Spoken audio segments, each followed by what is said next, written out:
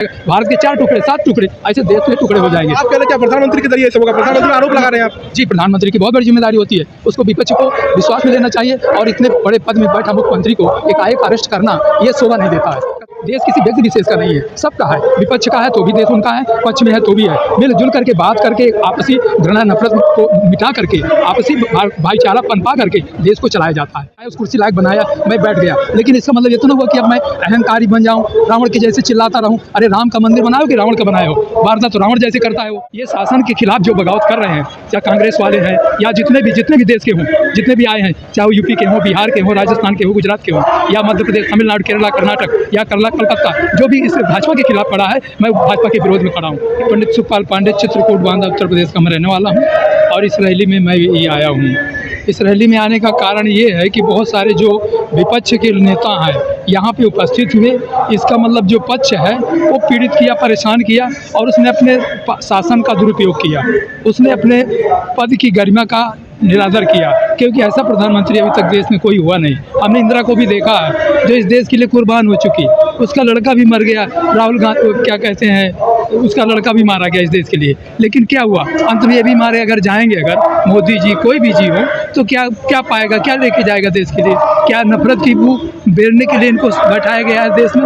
जनता ने इनको क्या नफरत की बू पालने के लिए बैठाया है? और पत्थर के नाम बैठा दिया तो क्या दुनिया का कल्याण हो जाएगा? एक इतिहास का कार्य कर दिया, हमने जो कहा वो किया। अरे आपने जो कहा किया, ऐसे आपकी जिम्मेदारी कौन लेता है? आप कल के दिन बम विस्फोट करा दोगे देश में तो कौन जिम्मेदारी लेगा? आप राम मंदिर बना दोगे, कल गुरुद्वारा बन जाएगा, कल चर्च बन जाएगा, कल कुछ जैन धर्म बन जाएगा, कल सिख धर्म बन जाएगा, तो फिर औरों का क्या होगा? मुसलमानों का क्या होगा? हमारे जैसे भटकते हुए साधु संतों का क्या होगा? आज हम जो अरविंद केजरीवाल जी पहली जब चुनाव लड़े थे तो उन्होंने बगीचा में हमसे कहा मैं चुनाव लड़ रहा हूँ। मैंने कहा चुनाव आप लड़िए, मैं यहाँ का दिल्ली का मैं वोटर नहीं हूँ। तो उन्होंने कहा फिर आप हमको आशीर्वाद दीजिए। मैंने कहा आशीर्वाद तो इतना है कि पूरे दुनिया में जाने जाओगे। लेकिन बार बार मैं दिल्ली आता रहा, मैं उनसे मिलने का प्रयास किया कि भाई मेरे लिए भी आप कुछ करो, मेरे लिए भी एक छोटा मोटा आश्रम बना के दो। मैं स्वामी रामचंद्र शास्त्री जी महाराज जी मेरे गुरु हैं, वाराणसी के हैं और वो आपके पीतमपुरा आरोग्य धाम में उनका आश्रम है, वहाँ पे वो रहते उपस्थित हैं और वयोवृद्ध सन्यासी है वो। मैं सन्यासी शिष्य हूँ और मैं चित्रकूट बांदा का रहने वाला हूँ। ये शासन के खिलाफ जो बगावत कर रहे हैं, चाहे कांग्रेस वाले हैं या जितने भी देश के हों, जितने भी आए हैं, चाहे वो यूपी के हों, बिहार के हों, राजस्थान के हों, गुजरात के हों या मध्य प्रदेश, तमिलनाडु, केरला, कर्नाटक या कलकत्ता, जो भी इस भाजपा के खिलाफ खड़ा है, मैं भाजपा के विरोध में खड़ा हूँ। क्योंकि भाजपा जो है समाज विरोधी है, देश विरोधी है और ये हित में नहीं है देश। मैं ये पूछना चाह रहा था आपसे कि मोदी जी कहते हैं भाई ना खाने दूंगा, ना खाऊं, ना खाने दूंगा, वो लड़ रहे हैं भ्रष्टाचार के खिलाफ, तो इसमें गलत क्या है? अरे भाई ऐसा है कि उन्हें अपना स्वयं सोचना चाहिए कि मैं एक अदना सा आदमी, मैं पहले किस लेवल में था।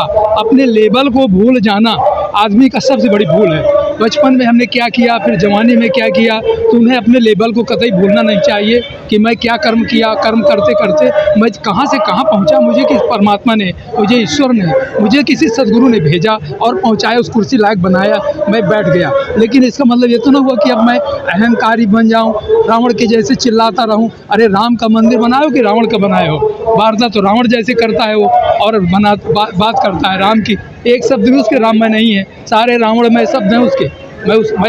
मुझे ऐसे शब्द उसके लिए बोलना ठीक नहीं है। प्रधानमंत्री की कुर्सी में बैठा है, आदर करना चाहिए, आदर के पात्र हैं और आदर की कुर्सी में है, लेकिन ऐसा बोलना हमें ठीक नहीं लगता है। लेकिन वो स्वयं सोचना चाहिए कि मैं पहले क्या करता था, मैं चाय बेचता था या मैं क्या कर्म किया, फिर मैं कैसे कितने छलांग लगाया, क्या मेरे पूर्व जन्म के कर्म थे, मेरे माता पिता, मेरे पूर्वजों के उन कर्मों का फल मुझे प्राप्त हुआ। इस चीज़ को उन्हें भूलना नहीं चाहिए। और हमारे यहाँ चित्रकूट बांदा में एक दृष्टिहीन आदमी को उन्होंने जयमाल कर दिया, संत को पूरे कहा कि जगत गुरु है राम भद्राचार्य जी। और मैं पूरे विरोध में, मैं नंद श्रीमाली महाराज, नंद किशोर श्रीमाली जी का मैं अनुयायी रहा। मैं उनके अनुयायी रहने से मैं क्या कहते हैं, कभी क्या कहते हैं या हरिद्वार के जो सतपाल महाराज जी, उनके प्रोग्राम में भी जाता रहा और कभी मैं माउंट आबू के उनके प्रोग्राम में भी जाता रहा, जो ब्रह्मा कुमारी ईश्वरी विश्वविद्यालय के। तो इनके सब जगह सर्वत्र मैं सबका रस लिया हूँ। सब कुछ जानकारी रखने के बाद भी आज मेरे पास स्वयं की एक स्वतंत्र झोपड़ी नहीं है। 4-4, 5-5 बार मैंने कारागार काटा है। स्वामी जी एक सवाल ये मैं पूछना चाह रहा हूँ, ठीक है, राम मंदिर की बात आपने की है, तो राम मंदिर को उन्होंने जो वादा किया उन्होंने बना दिया, ठीक है, तो इससे क्या लगता है कि अब 400 पार सीट उन्हें आ जाएगी? भाई राम मंदिर बना दिया उन्होंने, कोई बुरा काम नहीं किया, लेकिन इसका मतलब ये नहीं कि बहुत बड़ा तूफान तोड़ दिया। अब मेरे पास पैसा होगा तो मैं उससे भी बड़ा राम मंदिर और बना डालूंगा, बनारस में चित्रकूट में बना डालूंगा, उससे अयोध्या से भी बड़ा। पैसे चाहिए, पैसा है तो बना दिया, तो कौन सा बड़ा तीर मार दिया। इतने बड़े पद में बैठ करके इतना बड़ा खेल कर देना कोई बहुत बड़ा काम नहीं है। आपने देखा होगा भूतपूर्व जो स्वर्गीय इंदिरा गांधी जी थी, उन्होंने केवल क्या श्री राम शर्मा जी आचार्य जी गायत्री परिवार को अपना बर्दाश्त रखा, पूरे वर्ल्ड में गायत्री परिवार की स्थापना हो गई। एक बहुत बड़े पद में बैठने का आदर है, तो जनता ने आदर किया, लेकिन उसने इस जनता का आदर का निरादर कराया, जनता का दुरुपयोग किया। शासन की कुर्सी का बैठ करके उसने शासन की कुर्सी का सही ढंग से उसका उपयोग नहीं लिया। नोटबंदी से लगा करके झूठ बोल दिया, आपके हर खाते में 50 लाख पहुँचेगा, 10 लाख पहुँचेगा, ये हो जाएगा, वो हो जाएगा। हमने भी सोचा चलो भाई रोड छाप हैं, ये उसको अखिलेश यादव को मुख्यमंत्री बन गया। हमने कहा महाराज जी को हमने बनाया, मैंने बनवाया, मैं तब किया, तब करने के बाद बन गया, बनने के बाद भी उसने भी ख्याल नहीं किया। ऐसे ही घूमने रहे, चलो हमने भी सोचे चलो लाल पीले कपड़े पहन के घूमो, जहाँ तहाँ खा लो पिए हो, कहीं प्लेटफार्म में सो लो, कहीं बस अड्डे में सो लो, कहीं किसी के आश्रम में सो लो, ऐसी ज़िंदगी हम जीते चले आ रहे हैं। लेकिन कोई ना कोई हमारे ऊपर बर्दाश्त है और किसी का हम पर शासन है, किसी की लगता है भाई कि विपक्ष को दबाया जा रहा है, ये कितना सच है? जबकि वो कार्रवाई तो कानून के अंतर्गत ही हो रही है। भाई कानून सबके लिए, चाहे प्रधानमंत्री हो और चाहे रोड मंत्री हो। प्रधानमंत्री गलत करेगा तो कानून उसको भी पकड़ लेगा, कोई तानाशाह नहीं होता है। आपने देखा है पाकिस्तान की हालात, पाकिस्तान में कि प्रधानमंत्री बना रहता है और वहाँ का शासन जो है तुरंत फौज का जो अधिकारी होता है तुरंत वहाँ के कुर्सी पे बैठ जाता है। तो क्या यहाँ भी ऐसा करवाना चाहते हैं क्या भारत के लोग? क्योंकि जब आपस में जब तालमेल नहीं रहेगा, आपस में मिल करके देश को चलाना चाहिए। देश किसी व्यक्ति विशेष का नहीं है, सबका है। विपक्ष का है तो भी देश उनका है, पक्ष में है तो भी है। मिलजुल करके बात करके आपसी घृणा नफरत को मिटा करके आपसी भाईचारा पनपा करके देश को चलाया जाता है। ऐसा नहीं एकदम से अपनी मनमानी, अपनी तानाशाही। विपक्ष को अपने विश्वास में लेना चाहिए, उनसे भी बात करना चाहिए, उनके दुख दर्दों को भी भांपना चाहिए। इसको कहते हैं बड़े पद में पहुंचना, उस पद की गरिमा को बरकरार रखना, उसको ऐसे भ्रष्ट प्रधानमंत्री, मुझे कहना क्षमा मांगता हूं, लेकिन ऐसे भ्रष्ट प्रधानमंत्री मैंने वार्ता करते कभी देखा नहीं। मैंने राजनीति से मेरा कोई लेना देना नहीं, वैसे कोई ताल काल नहीं है, लेकिन जो आत्ममंथन करता हूँ तो सबसे भ्रष्ट प्रधानमंत्री है। ऐसे पूरे देश को तबाह कर दिया, नाश कर दिया देश आज बंटवारे की स्थिति में है। और हो सकता है देश में 10 टुकड़े हो जाए, जैसे कहीं यूपी से उत्तराखंड हो गया, मध्य प्रदेश से झारखंड हो गया, छत्तीसगढ़ हो गया, बिहार से झारखंड हो गया। ऐसे प्रांत बंटने लगे, जिले बंटने लगे, तहसीलें बंटने लगी, तो देश भी बंटेगा। इसको कौन रोक पाएगा? देश बंटने से कौन रोकेगा? आज उत्तर भारत है, कल दक्षिण भारत हो जाएगा, पूर्वी भारत हो जाएगा, पश्चिमी भारत हो जाएगा। भारत के 4 टुकड़े 7 टुकड़े, ऐसे देश में टुकड़े हो जाएंगे। आप कह रहे हैं क्या प्रधानमंत्री के जरिए सब होगा? प्रधानमंत्री आरोप लगा रहे हैं आप। जी, प्रधानमंत्री की बहुत बड़ी जिम्मेदारी होती है, उसको विपक्ष को विश्वास में लेना चाहिए। और इतने बड़े पद में बैठा मुख्यमंत्री को एकाएक अरेस्ट करना ये शोभा नहीं देता है कतई। अगर उसने किया भी है और बिना दूध का धोया हुआ है क्या प्रधानमंत्री? मैं कहता हूँ कि 1 नंबर के चोर हैं भाजपा वाले, सब एक नहीं, सब के सब 1 नंबर के।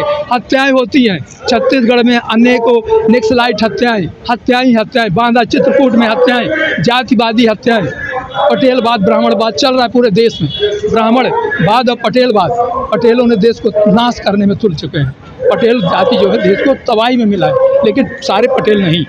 सारे पटेल अगर कह दें भाई सरदार वल्लभ भाई पटेल थे, तो क्या 10वीं सम्राट जदयू डाकू था? फिर डाकू क्यों बना? जब उसके देश सम्राट पूरा क्या कहते हैं सरदार वल्लभ भाई पटेल पूरे देश की पूरी दुनिया में जाना गया, तो उसके जाति का आदमी डाकू क्यों बना? समाज ने डाकू बनने क्यों दिया?